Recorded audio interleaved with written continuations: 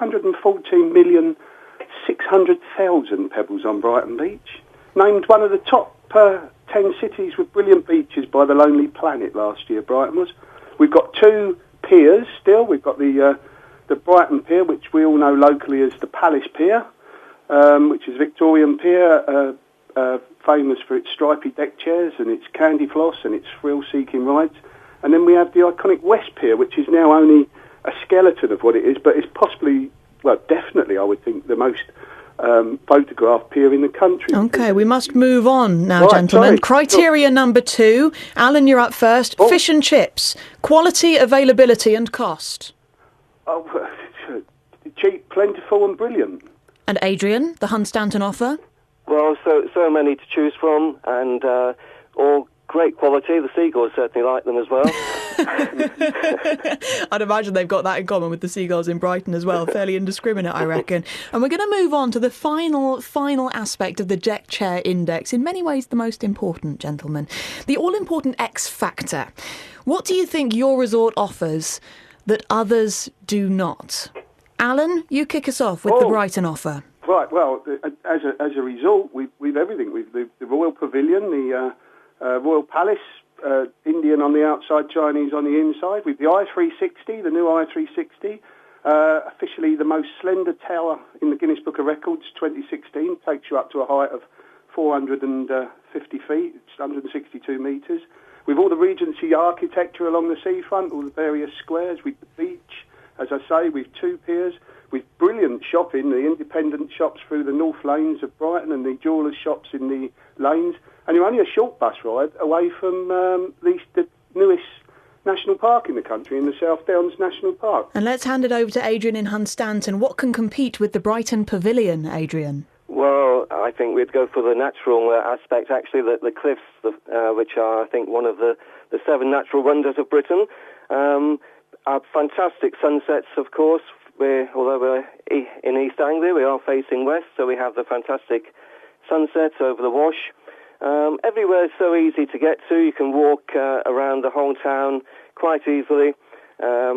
We really do have everything to offer for a family, older people, for the day, extended stay, or even to come and live here, like my wife and I did 10 years ago. Well, you have both set out your stalls absolutely brilliantly. Hearing your passion for the places that you represent this morning has been a total joy. I couldn't call it. Very, very close. Alan Robbins there from Brighton and Hove City Council. Adrian Winnington, who's the Mayor of Hunstanton. Whichever place you go, you're going to find something that you love, whether it's tri-coloured cliffs or stripy pavilions. BBC Radio Cambridgeshire. Both sounding very, very colourful, in fact. Now that I mention it, we're on to the travel. Hi, James. Hi, Dottie. The A47 slow each way between Thorney and Guyherne. It's possibly linked to a problem with a manhole cover yesterday, and the A47 has to be closed for a little bit of time at Thorney Toll. But we're just trying to get official word on this. But A47 queuing each way, midway between Thorney and Guyherne. In fact, the A47 starts to queue on South Brink, looking at the sensors. So if you're heading from Wisbech, some long delays towards Guyherne and Peterborough. Long delays also south of Erith down towards Willingham. Those roadworks between Willingham and Long Stanton, those temporary traffic lights for roadworks, for gasworks rather, causing the queues. Thanks to Andy amongst others for confirming those queues southbound. Long delays from Erith. Really slow on the A14 westbound at Bramson Hut. Trains are fine, though, across the county. Anything else is 0330 123 3551. James Worley, BBC Radio, Cambridgeshire Travel. James, thank you. And let it never be said that we do not represent all views here on The Breakfast Show on BBC Radio Cambridgeshire. Here's Mark on his favourite seaside resort. He says none of them. They're all rubbish and geared up to rob you of their money. You're having a good day, Mark. Nice to hear from you. It's Dottie on your BBC Radio Cambridgeshire Breakfast Show. Still to come, we're back to the worries over childcare and your picks for favourite seaside towns. A passion for Cambridgeshire. FM, online, on DAB. This is BBC Radio Cambridgeshire.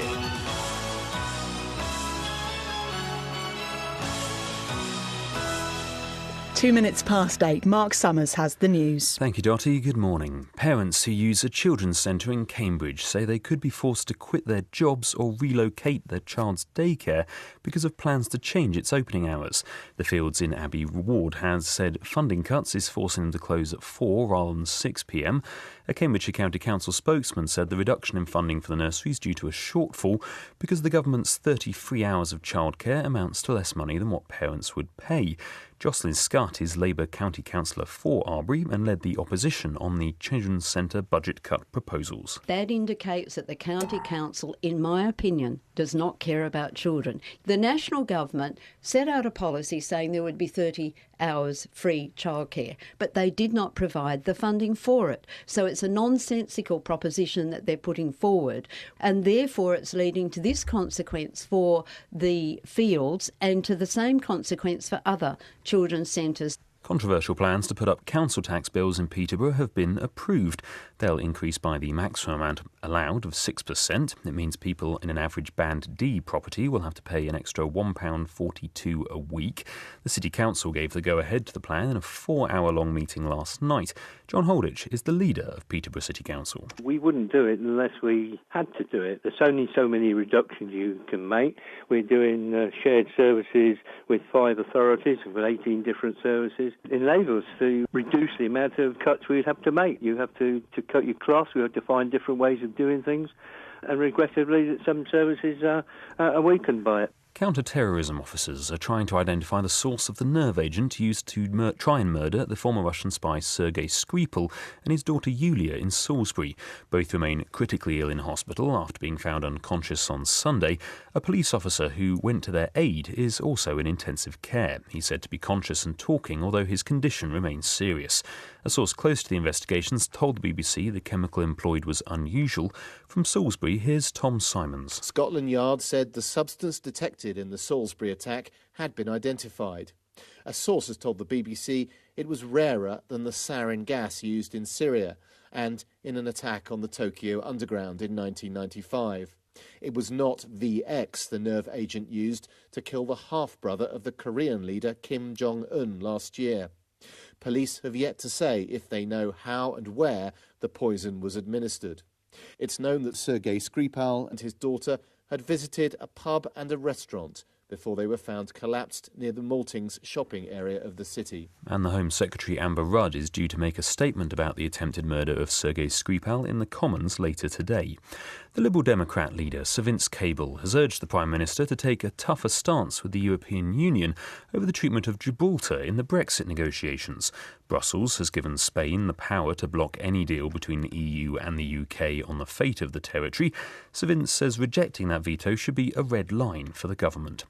Residents in Wimbledon have started a campaign to tackle the issue of dog fouling in the village. The appeal, called Do Watch, means people can sign up to as a so-called responsible dog owner on the village's Facebook page. Once registered, the owner's dog can wear a green ribbon on its collar. The campaign comes as Fenland District Council steps up patrols and says it's issuing fines of up to £75 to irresponsible dog owners. New rail services directly connecting Cambridge to Brighton and Peterborough to Horsham in West Sussex have started running. Operators Thameslink say they're currently preview services but will launch the routes fully in May with hourly trains. Using new tunnels at St Pancras, the routes mean rail users can travel south of London without having to change. In sport, it's press conference day for Peterborough United and Cambridge United ahead of this weekend's fixtures. Post host Charlton in what will be Steve Evans' first game in charge.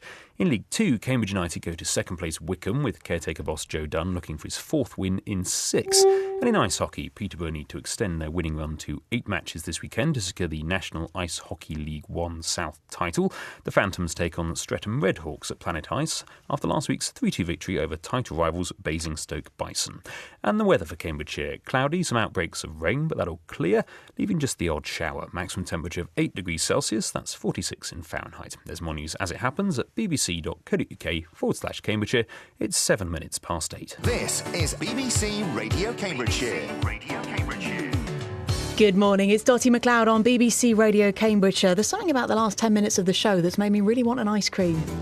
Maybe some chips. Don't know about you. Still to come on your breakfast show, one of the women who fought for pay equality at a Peterborough institution We hear from one of the Freeman's Five in about 10 minutes' time. Also today, a nerve agent on the streets of Britain. These are very toxic chemicals, difficult to make, and primarily because of the risk of exposure to those who are involved in their manufacture. And it's the great battle of the beaches. Do you go Brighton? Do you go Hunstanton?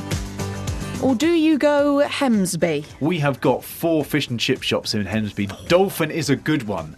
You can get them in the cone, you can get them in paper, you can get them in a tray, you can get a saveloy, you can get a battered sausage. You can also get the fish as well. It's sometimes fried in the vegetable oil, sometimes it's done in the suet kind of fatty stuff. Strange thing to home in on in order to really sell a seaside resort. Exactly what the fish is being fried in. Is it suet? Is it vegetable oil?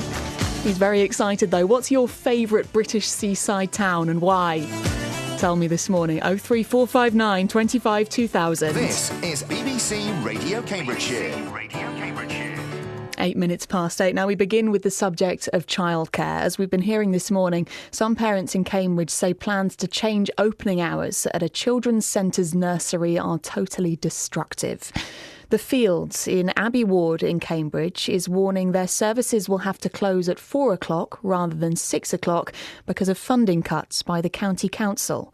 Paola and her partner send their 14-month-old daughter there. We are still in a kind of privileged situation because both of us have a job, but for single parents this is totally destructive. I mean, yesterday in the meeting we had, there was this father of a son who is trying to make his own career after his wife passed away, and the Fields has been everything to him because that allowed him to develop his career and try to progress.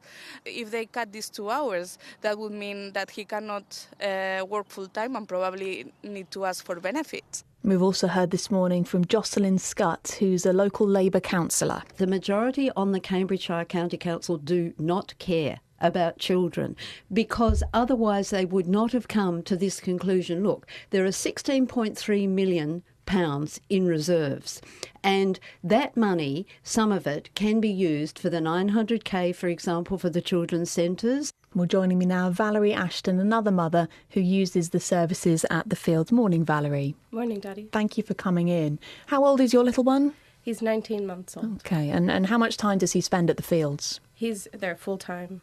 At the nursery there? Yeah, the nursery, yeah. Okay, so what would it mean for you and for your family if the closing time came forward by these 2 hours? Yeah, it would be completely destructive. We both, my husband and I, work full-time. I work with the U.S., so I have to be there between 3 to 5. It's a non-negotiable hours. It forced my husband to do probably